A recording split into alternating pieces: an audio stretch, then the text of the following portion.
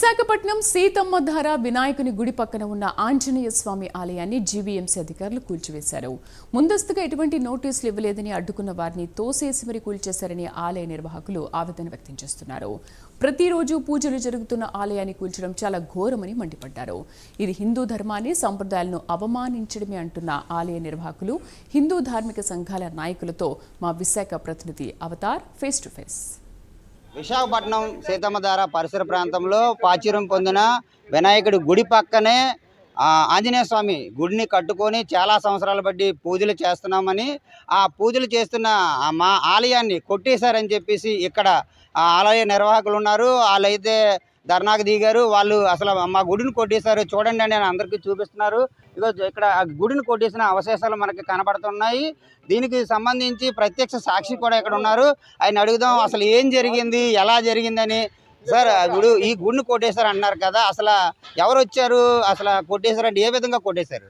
ఆ మున్సిపాలిటీ వాళ్ళు వచ్చారు, జై హనుమాన్ మున్సిపాలిటీ వాళ్ళు వచ్చారు. అక్కడ జనాలు, ఆడవాళ్ళు, మగవాళ్ళు కూడా ఉన్నారు. అందరూ కూడా ఈడ్చి పారేస్తున్నారు అడ్డుపడినా సరే. ఈడ్చి చేసినప్పుడు ఆ కూలోళ్ళు కూడా వచ్చారు. కూలోళ్ళు కూడా మేము గుడి కోల్సము, మాకు వద్దు, హిందూ సంప్రదాయం మాది అని చెప్పేసి వెళ్ళిపోతే మీరు కోల్చిపోతే మిషన్ పెట్టి లాగేశారు ఏకంగా.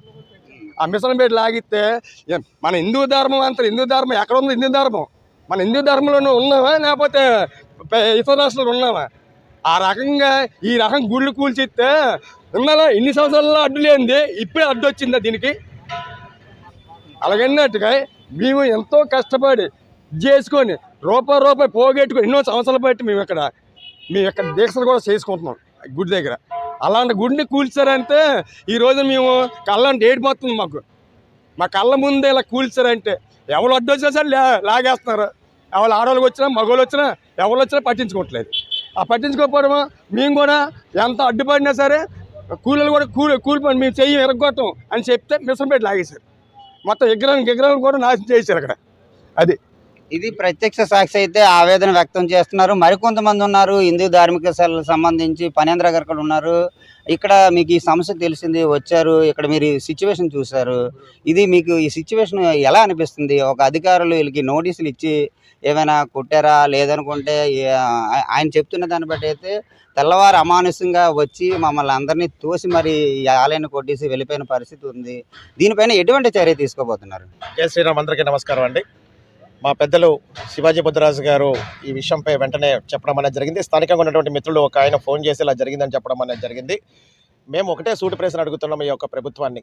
మీకు నిజంగా దమ్ము ఉంటే మేము చాలా నోటీసులు మీకు పంపిస్తాం, అక్రమ కట్టడాలపై పెట్టిస్తాం. మీ రాజకీయ నాయకులు ఎక్కడైతే అక్రమంగా కట్టారో వాటి మీద పంపిస్తాం. అన్యమతస్తులకు సంబంధించిన ఏవైతే ప్రార్థనా మందిరాలు ఉన్నాయో వాటి మీద కూడా పంపిస్తాం. అంటే ఎంత నిర్దాక్షిణంగా, ఎంత నిర్మోహమాటంగా గత ప్రభుత్వం చేసినటువంటి వైఖరి మళ్ళీ మీరు పునఃప్రతిష్ఠ చేసే విధంగా మీరు తయారవుతారని చెప్పేసి మేము అనుకుంటున్నాం. ఎట్టి పరిస్థితుల్లో ఇది ఊరుకోమండి. మీకు ఏదైనా ప్రాబ్లం ఉంటే మేము రెడీ. మీకు దమ్ముందా? ఈ ప్రభుత్వ జీఎంసీ అధికారులు మేము అడుగుతున్నాం మీ మీడియా ముఖంగా. దమ్ముంటే నేను ఈ రోజున రేపు మీ యొక్క ఆఫీస్ ముందే కూర్చొని కమిషనర్ గారి ముందు నేను నోటీసులు పట్టుకొస్తాను. మీరు కోల్చండి, దేవాలయాలు కోల్చండి. నిజమైనటువంటి ఒక నిష్పక్షపాతంగా మీరు ప్రవర్తిస్తాను అంటే రాజకీయ నాయకులు అక్రమ కట్టడాలు చూపిస్తాను, అన్యమతస్తులకు సంబంధించిన ప్రార్థనా మందిరాలు చూపిస్తాను, మీ యొక్క రాజకీయ నాయకులకు సంబంధించిన విగ్రహాలు ఎక్కడ పడితే అక్కడ కట్టడం చూపిస్తాను, జీవీఎంసీ అధికారులకు సంబంధించిన ఎన్ని లోటుపాట్లునే మీకు నేను తెలియజేస్తాను. దానంతటికీ కనుక మీరు కొడతాము అంటే ఈ రోజున ఏదైతే మా యొక్క పవిత్ర దేవాలయాన్ని మీరు యొక్క ధ్వంసం చేశారో, సాక్షాత్ రానున్న రోజుల్లో కొన్ని సంవత్సరాల నుంచి ఉన్నటువంటి యొక్క దేవాలయం రానున్న శ్రీరామనవమికి చక్కగా రోజు ఇక్కడ ఉన్నటువంటి స్థానికులు పూజలు చేసుకుంటూ జయ శ్రీరామ నినాదాలతో కూడా ఉన్నటువంటి పరిస్థితుల్లో ఈ రోజున ఎంత నిర్దాక్షిణంగా కొట్టారు. కాబట్టి మీకు దమ్ముంటే అన్ని మతస్థుల దేవాలయాలు కూడా మీరు కొట్టాలా. లేని పక్షంలో పెద్దలు హిందూ దేవాలయ పరిరక్షణ సమితి వారికి సంబంధించిన పెద్దలతో మాట్లాడతాము. దీనికోసమని మేము ఎంత దూరమైనా వెళ్తాము. ఇది ఎట్టి పరిస్థితుల్లో ఎవరైతే కొట్టారో వాళ్ళు మా యొక్క హిందూ సనాతన ధర్మానికి, మా యొక్క సాంప్రదాయాలకి వాళ్ళు క్షమాపణ చెప్పాలా. లేని పక్షంలో పెద్దల నిర్ణయంపై దీనికి ఎంత దూరమైనా తీసుకెళ్లి ధర్నాకైనా మేము కూర్చుంటామని తెలియజేస్తున్నాం. మళ్ళీ ఆ విగ్రహం పునఃప్రతిష్ఠ అయినంత వరకు మేమైతే ఊరుకోం. మరికొంతమంది ఉన్నారు, మహిళలు కూడా ఉన్నారు. వాళ్ళు కూడా తెల్లవారి ఆలయం కొట్టినప్పుడు వచ్చారు అంటే అమ్మ ఇది ఇక్కడ ఆలయాన్ని కొట్టేశారు కదా, అప్పుడు మీరు ఉన్నారు కదా, అసలు ఏమన్నారమ్మా? జీవీఎంసీలు వచ్చారు దగ్గరండి, వచ్చి అక్కడ నిల్చుని నేను దానికోసం నిల్చున్నారు ఏమో అనుకున్నాను. నేను తీరొచ్చి గబా వచ్చేసి అది పొక్కినేరు తెచ్చేసి ఎరగొట్టేస్తున్నారు.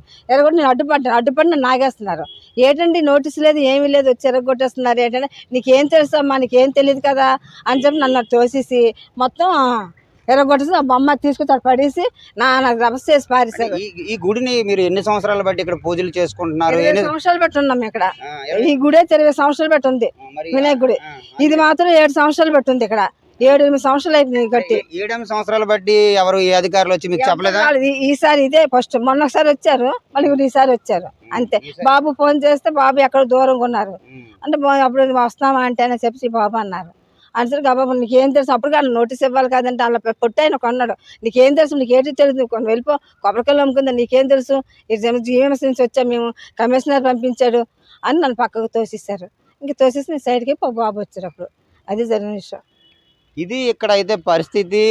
మాకు ఎటువంటి నోటీసులు ఇవ్వలేదు, ఎటువంటి ముందస్తు సమాచారం లేకుండా పొద్దున్నే వచ్చి ఎవరూ లేని సమయంలో, మేము ఆడవాళ్ళు ఉన్నాం, ఇక 2-3 ఉన్నాం, ఎవరూ లేని సమయంలో వాళ్ళు కొట్టడానికి వస్తే మేము ఆఖరికి అడిగి ఉన్నాము. అడిగిన తర్వాత మీకు ఏ విషయాలు తెలియదమ్మా, మాకు మా సుపీరియర్స్ మా జీవీఎంసీ అధికారులు చెప్పారు అని చెప్పి ఆలయాన్ని కూల్చి వెళ్ళిన పరిస్థితి కనపడతా ఉంది ఇక్కడ.